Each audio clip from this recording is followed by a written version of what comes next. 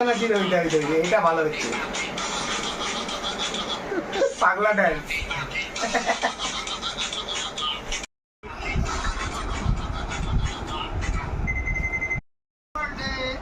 আজকে আমার ডিনারটা দেখো, দীপিকার বাড়িতে ডিনার আজকে।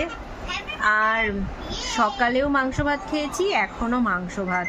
না, সকালে তো পুজো ছিল, সকালে মাংস ভাত খাইনি, মানে সকালেও নিমন্ত্রণ বাড়িতে খেয়েছি, এখনও তাই।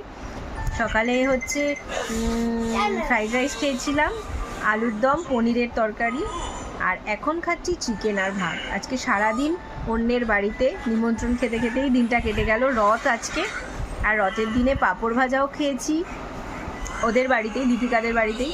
আর এখন মাংস ভাতও খাচ্ছি, আর দিনটা আজকে দারুণ কেটে গেল আমার। ভালো রান্না হয়েছে। তার মধ্যে ওদের আবার গ্যাস শেষ হয়ে গেছিলো, তারপর রান্নাটা করেছে ইন্ডাকশানে, কিন্তু তাও চিকেনটা দারুণ হয়েছে।